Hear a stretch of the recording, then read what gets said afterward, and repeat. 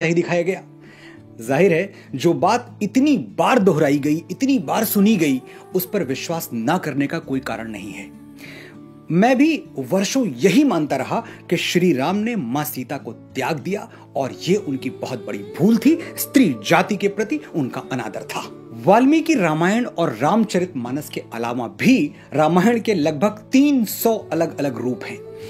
रंगनाथ रामायण, अध्यात्म रामायण, कुमुदेंदु रामायण, राम अवतार चरितम, भावार्थ रामायण, जगमोहन रामायण, कंब रामायण, और सभी एक ही कथा को अलग अलग तरह से अलग अलग घटनाओं के माध्यम से सुनाते हैं।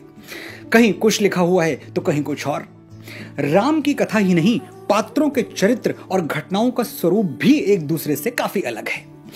तो सवाल यह है कि प्रामाणिक किसे माना जाए, सही कौन सी रामायण है? महर्षि वाल्मीकि श्री राम के युग में हुए थे। उन्होंने राम कथा स्वयं देवर्षि नारद से सुनी और कई घटनाओं में वो खुद भी शामिल थे। बहुत कुछ उन्होंने अपनी आंखों से भी देखा था। तो रामायण का वो रूप जो वाल्मीकि ने लिखा वही प्रत्यक्षदर्शी है, वही सत्य है और इसमें किसी को कोई संदेह नहीं होना चाहिए। अब आते हैं सीता परित्याग की कथा पर।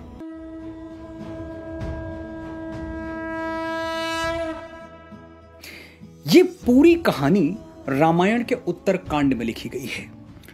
वो उत्तरकांड, ध्यान से सुनिएगा, वो उत्तरकांड जो ऋषि वाल्मीकि ने कभी लिखा ही नहीं था। बिल्कुल ठीक सुन रहे हैं आप। महर्षि वाल्मीकि ने उत्तरकांड कभी लिखा ही नहीं था। श्री वाल्मीकि रामायण में मूलतः सिर्फ 6 कांड हैं। बालकांड, अयोध्या कांड, अरण्य कांड, किष्किंधा कांड, सुंदर कांड और युद्ध कांड। उत्तरकांड ओरिजिनल वाल्मीकि रामायण का अंश नहीं है। अब यह बात मानना शायद आपके लिए थोड़ा मुश्किल हो। मैं चाहता भी नहीं कि आपके प्रश्नों को यह कह के शांत कर दूं कि जो हम कह रहे हैं वही सही है, राम के नाम पर मान जाइए। बिल्कुल नहीं। हमारी संस्कृति में जिज्ञासा का सम्मान सिखाया जाता है, तर्क दिए जाते हैं, शास्त्रार्थ होते हैं। हम डांट कर या डरा कर किसी को कुछ नहीं मनवाते। ऋषि पुत्र नचिकेता के प्रश्नों के उत्तर स्वयं यमराज ने दिए। कठोपनिषद की यह कथा बहुत अद्भुत है और बहुत जल्द मैं इस पर एक पूरा वीडियो बनाऊंगा। श्रीमद् भगवद गीता में अर्जुन की शंकाओं का समाधान भगवान कृष्ण 18 अध्यायों तक करते रहे। अर्जुन किसी बच्चे की तरह बार बार एक ही प्रश्न पूछता रहा, सिर्फ शब्द अलग थे, लेकिन कृष्ण पूरे धैर्य के साथ अर्जुन को उत्तर देते रहे जब तक कि अर्जुन की शंका का समाधान नहीं हो गया। आज आप भी तर्क सुनिए और खुले मन से समझने का प्रयास कीजिए कि क्या सचमुच श्री राम ने मां सीता का त्याग किया था।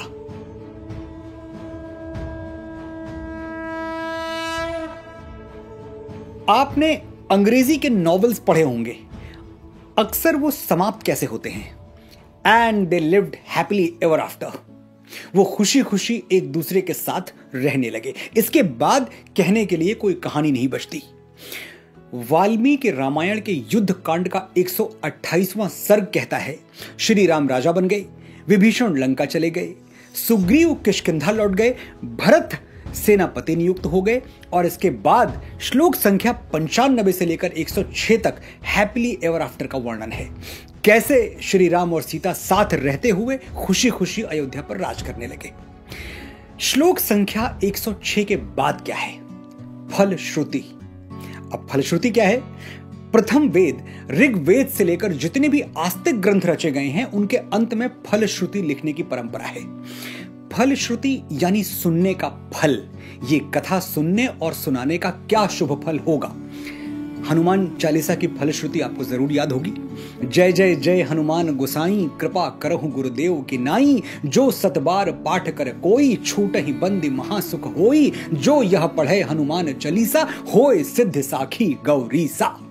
यानी जो हनुमान चालीसा का पाठ करेगा उसके दुख समाप्त होंगे और सुख आरंभ हो जाएंगे। रामायण में भी श्लोक संख्या 107 से 123 तक ऋषि वाल्मीकि ने फलश्रुति लिखी है। यानी औपचारिक रूप से रामायण की कथा समाप्त हुई, कुछ और लिखने के लिए शेष नहीं रहा। युद्ध कांड अंतिम सर्ग का 119वां श्लोक सुनिए। रामायण मिदम कृत्सनम श्रवणतः पठतः सदा, प्रीयते सततम रामः सहि विष्णु सनातनः। कृत्सतम रामायणम, यानी यही संपूर्ण रामायण है। यह आधा तिहाई नहीं है, संपूर्ण है, कंप्लीट, फुल स्टॉप, इति। आगे 121वें श्लोक में वाल्मीकि लिखते हैं, एवमेतत् पुराव्रत माख्यानम भद्रमस्तु वह प्रव्याहरत विस्त्रब्धम बलम विष्णोः प्रवर्धताम।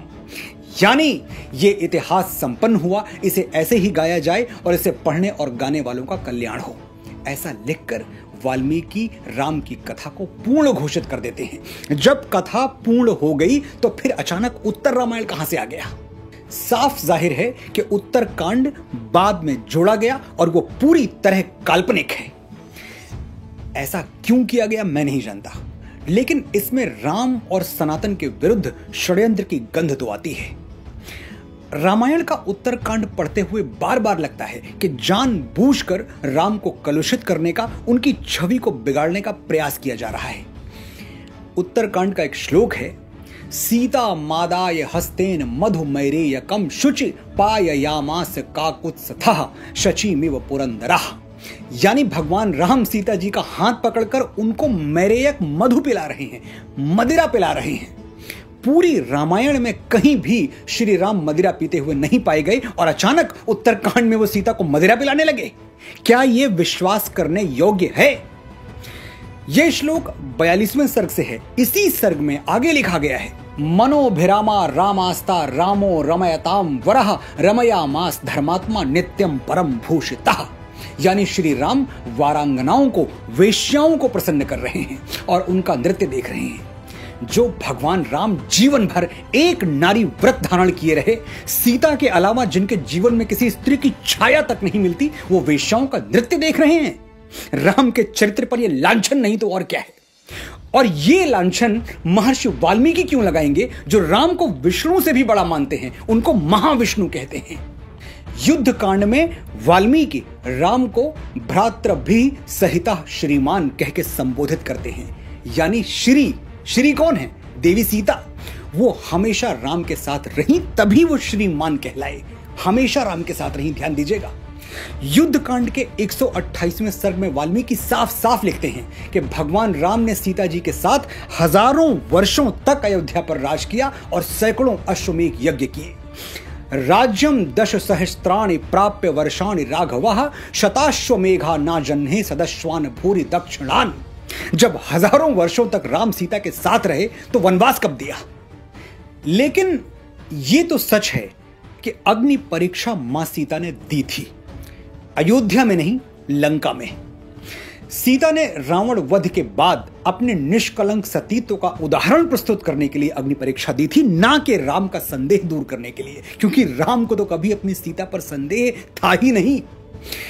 युद्ध कांड के 116वें सर्ग में सीता जी कहती हैं, यथा में हृदयम नित्यम नाप सरपति राघवात तथा लोकस्य साक्षी माम सर्वतः पातु पावकः। यदि मेरा हृदय एक क्षण के लिए भी श्री राम से अलग नहीं रहा तो संपूर्ण लोगों के साक्षी अग्निदेव मेरी रक्षा करें। ये कहकर मां सीता अग्नि में प्रवेश कर गईं और ये अग्नि परीक्षा तीनों लोगों ने देखी। ददृशुस्ताम विशालाक्षीम पतनतीम हव्यवाहनम सीताम सर्वाणि रूपाणि रुक्म वेद निभाम तदा। यानी विशाल नेत्रों वाली सीता जी को अग्नि में प्रवेश करते हुए सर्वाणि रूपाणि ददृशु, संपूर्ण रूपवान व्यक्तियों ने देखा। यदि संपूर्ण व्यक्तियों ने, सबने देखा, तो क्या उस धोबी ने नहीं देखा होगा? सबने देखा कि सीता जी ने अग्नि में प्रवेश किया और उनकी साड़ी का एक सूत भी नहीं जला। देवता, गंधर्व, मानव, कोई ऐसा नहीं था जिसने सीता की अग्नि परीक्षा ना देखी हो, ऐसा वाल्मीकि ने स्पष्ट शब्दों में लिखा है। यानी मां सीता की पवित्रता में संदेह की कोई जगह ही नहीं छोड़ी गई, जो अयोध्या वापस लौटकर कोई उनके सतीत्व पर सवाल उठाए। अग्निदेव ने स्वयं प्रकट होकर श्री राम से कहा कि सीता में कोई पाप या दोष नहीं है, राम आप इन्हें स्वीकार करें। और भगवान राम ने अग्नि के सामने प्रतिज्ञा ली, विशुद्धा त्रिषु लोकेषु मैथिली जनकात्मजा न विहातुम मया शक्या कीर्तिरात्मवता यथा। हे अग्निदेव, मैं आपको वचन देता हूं कि जैसे एक यशस्वी व्यक्ति अपनी कीर्ति का त्याग नहीं करता, मैं जीवन भर सीता का त्याग नहीं करूंगा। राम सीता को अपनी कीर्ति मानते थे, इतना आदर देते थे। आप खुद सोचिए, अग्निदेव के सामने जीवन भर सीता के साथ रहने का वचन देने वाले राम क्या किसी के कहने पर उन्हें त्याग देंगे? वो राम जिनके लिए वचन का मूल्य प्राणों से बढ़कर था। रघुकुल रीति सदा चली आई, प्राण जाए पर वचन न जाई।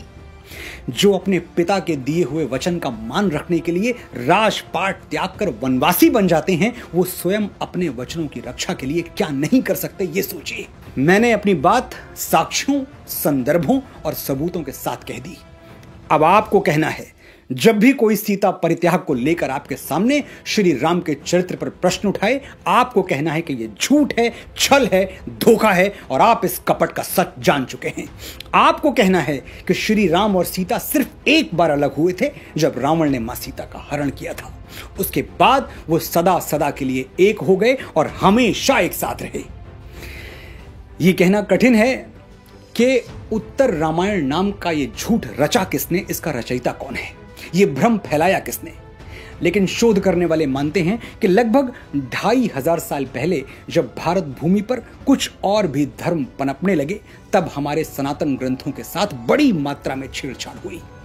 लक्ष्य था सनातन को छोटा बताकर बाकी धर्मों को बड़ा करना, उनको स्थापित करना। एक सीमा तक यह षड्यंत्र सफल भी हुआ, लेकिन एक दिन हर झूठ से पर्दा उठता है। ये नया भारत है, इसके पांव धरती पर और आंखें आकाश पर हैं। ये भक्ति भी जानता है और तर्क शक्ति भी। यहां हर धर्म के लिए जगह है, आदर है, सम्मान है, लेकिन सनातन पर उठने वाली उंगलियां हम और सहन नहीं करेंगे। जय श्री राम, जय मां सीता, जय भारत।